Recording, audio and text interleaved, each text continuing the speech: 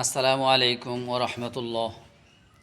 আজকে আমি যে বিষয়ে আলোচনা করব সেটা হলো কয় কারণে নামাজ নষ্ট হয়ে যায়, নামাজ ভেঙে যায়, নামাজ হয় না।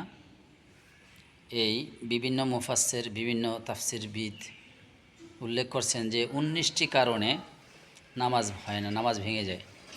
সে 19টি কারণের মধ্যে কোনো একটি কারণ যদি কেউ করে তাহলে নামাজ তাকে আবার পড়তে হবে। এক নাম্বার হলো নামাজের মধ্যে কোরআন অশুদ্ধ পড়া। নামাজের মধ্যে যদি কোরআন সূরা কিরাত সহি শুদ্ধ না হয় তাহলে তার নামাজ হবে না। 2 নম্বর হলো নামাজের মধ্যে যদি কেউ কথা বলে। 3 নম্বর হলো কোনো লোককে যদি নামাজের মধ্যে সালাম দেয়।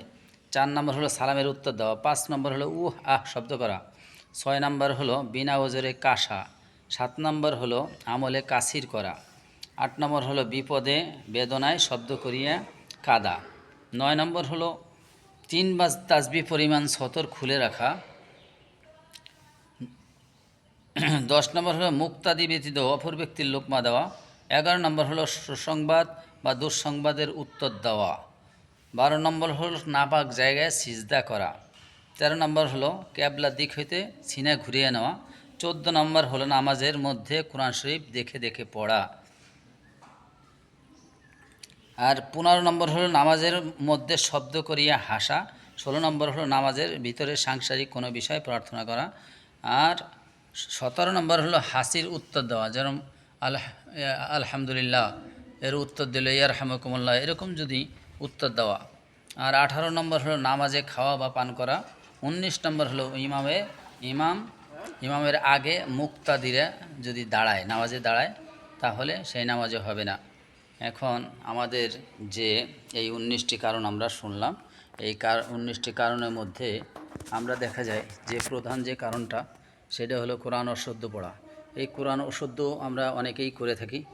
যেমন এক অক্ষরের জায়গায় আর এক অক্ষর যদি কেউ পড়ে তাহলে অর্থ পরিবর্তন হয়। যেমন হা, সেখানে যদি আল হাম আছে, কেউ যদি পড়ে আল হাম, তাহলে অর্থ পরিবর্তন হবে। এরকম এক অক্ষরের জায়গায় আর এক অক্ষর পড়লে তার নামাজ হবে না।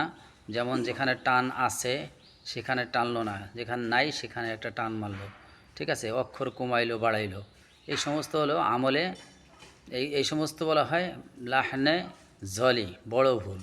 এই বড় ভুলগুলো যদি নামাজের মধ্যে করা হয়, হ্যাঁ, তাহলে নামাজ নষ্ট হয়ে যাবে, নামাজ হবে না। তো এই জন্য আল্লাহ আমাদেরকে সহিভাবে নামাজি যখন পড়বো তখন যাতে আমরা সহিভাবে নামাজ পড়তে পারি, আল্লাহ যেন আমাদেরকে সহি শুদ্ধ করে নামাজ পড়ার জন্য তৌফিক করে দেন। আমরা যে কদিন জীবিত থাকব আল্লাহ রাব্বুল আলামিন হুকুম আহকাম মেনে চলে, বিশেষ করে নামাজ যাতে আমরা 5 ওয়াক্ত পড়তে পারি, সঠিকভাবে পড়তে পারি, আল্লাহ যেন আমাদেরকে সেই তৌফিক দেয়। আসসালামু আলাইকুম রহমতুল্লাহ।